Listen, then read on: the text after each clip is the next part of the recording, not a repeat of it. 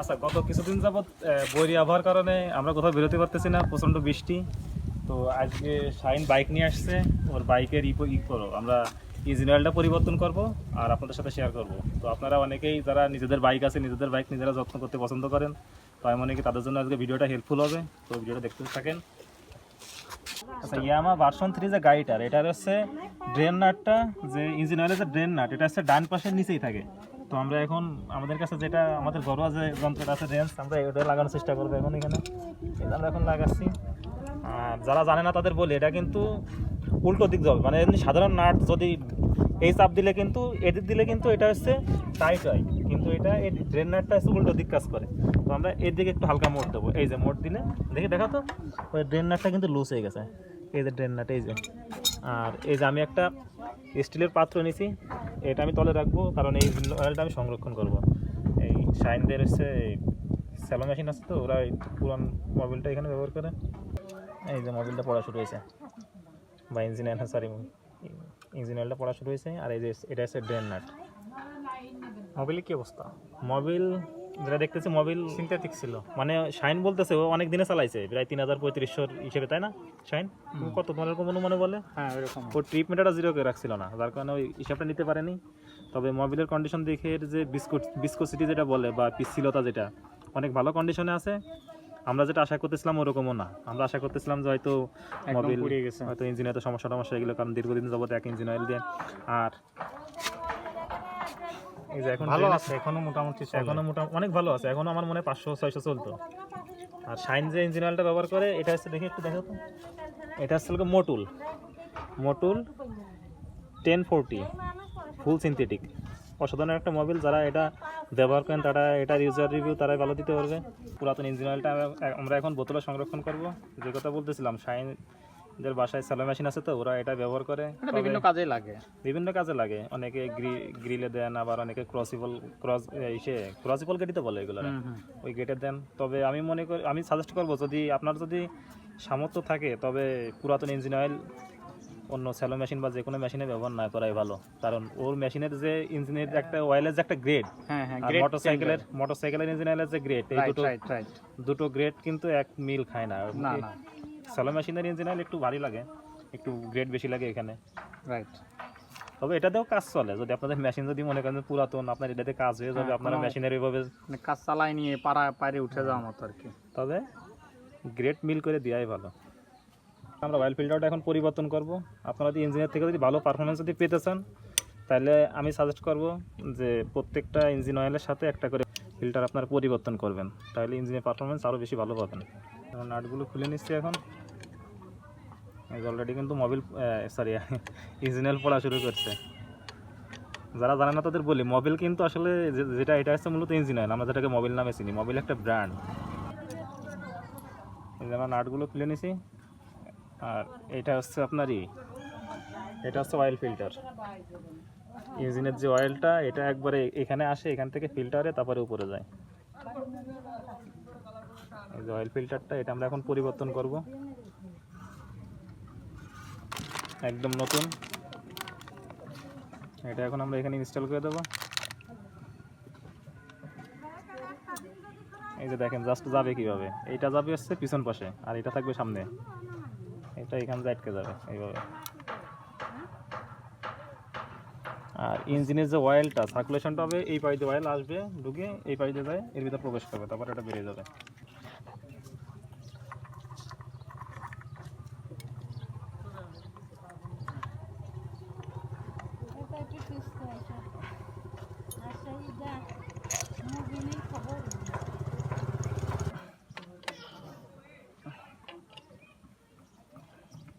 Oil ঢালার জন্য আমাদের এই ক্যাপটা খুলে নিতে হবে।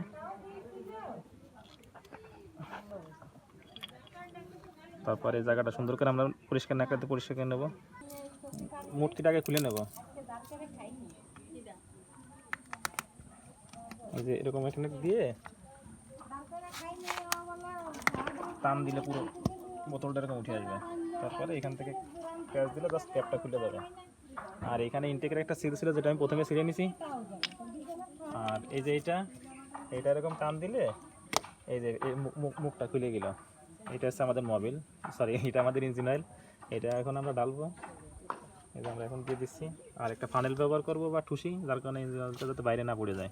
সিনথেটিক ইঞ্জিন অয়েলের দাম একটু বেশি, তো যারা শৌখিন, যাদের বাইকটা একটু, আমি মনে করি যাদের 150 উপরে, যাদের বাইকের সিসি 150-এর উপরে, তারা অবশ্যই সিনথেটিকটা দেওয়ার চেষ্টা করবেন। এটা ইঞ্জিনের পারফরমেন্স এবং ইঞ্জিন লং লাস্টিংয়ের জন্য খুবই ভালো একটা ইঞ্জিন অয়েল।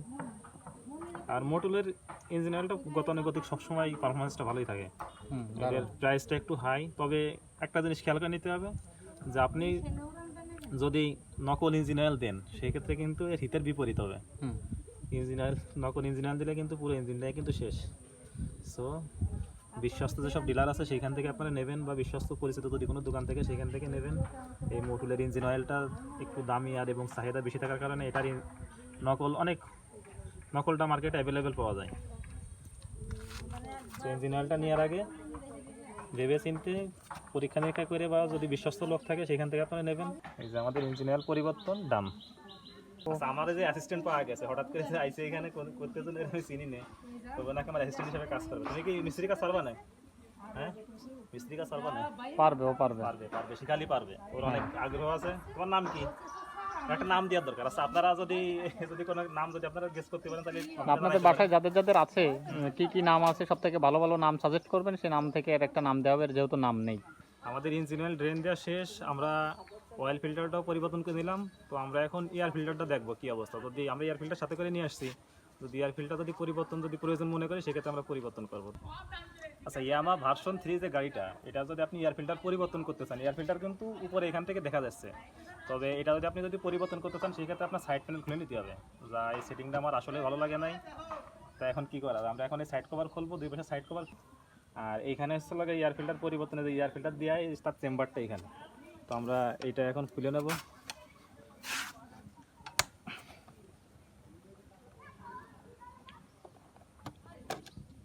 একটা নাট খুলে নিলাম। এইগুলো স্ক্রু দিয়ে খুলতে পারবেন আপনারা। এয়ার ফিল্টার পাল্টানো কোনো কঠিন কোনো কাজ না, একদমই সহজ একটা কাজ। একটা নাট, দুটো নাট, এই যে নিচে আরও নাট আছে, এগুলো আমরা খুলে নেব। এই চেম্বারটা এখন খুলে দেখবো ভিতরে কি অবস্থা।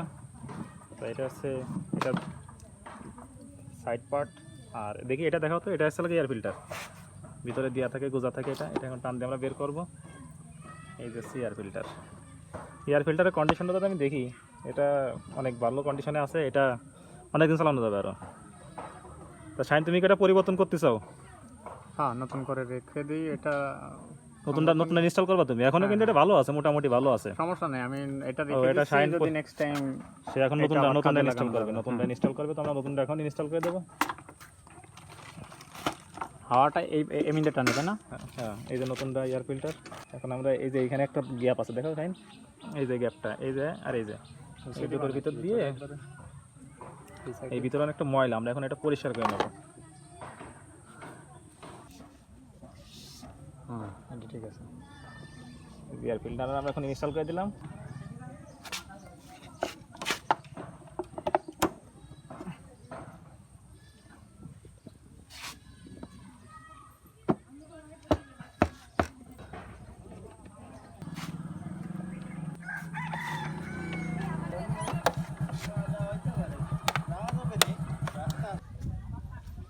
ক্লোজ করো শাইন। আচ্ছা, এটাই ছিল আমাদের আজকে ইঞ্জিন অয়েল পরিবর্তন এবং ইঞ্জিন অয়েল ফিল্টার এবং বাইকের এয়ার ফিল্টার পরিবর্তন। তো আপনারা যারা আমাদের মতন নিজেদের বাইকের যত্ন নিজেরাই করতে চান, তারা অবশ্যই নিজেরা করতে পারেন। কারণ আপনি একটা সার্ভিস সেন্টারে যান, তারা যতটা যেভাবে করবে আর নিজে করলে সেই যত্নটা একটু অন্যরকম। কারণ গাড়িটা আপনার, তো নিজেরটা নিজে করাই আমি প্রেফার করি, আর আমি সবসময় সেটা করি। আজকে শাইনের জন্য করলাম, শাইনের জন্য শুধু আজকে না, মাঝে মাঝে তার গাড়ির ইঞ্জিন অয়েল পরিবর্তন আমি করি। তবে আজকে এয়ার ফিল্টার দীর্ঘদিন পরে সে পরিবর্তন করলো। তো আপনারা ভালো থাকবেন, সুস্থ থাকবেন। আর যদি ভিডিওটা যদি ইনফরমেটিভ হয়, যদি আপনার যদি কাজে লাগে, সেক্ষেত্রে আপনারা লাইক, কমেন্ট বা শেয়ার করতে পারেন। আর অবশ্যই যদি আপনি ইউটিউব থেকে দেখেন তাহলে সাবস্ক্রাইব করে দেবেন, আর ফেসবুক পেজ থেকে দেখলে আমাদের পেজটা ফলো করে দেবেন। তো ভালো থাকবেন, সুস্থ থাকবেন।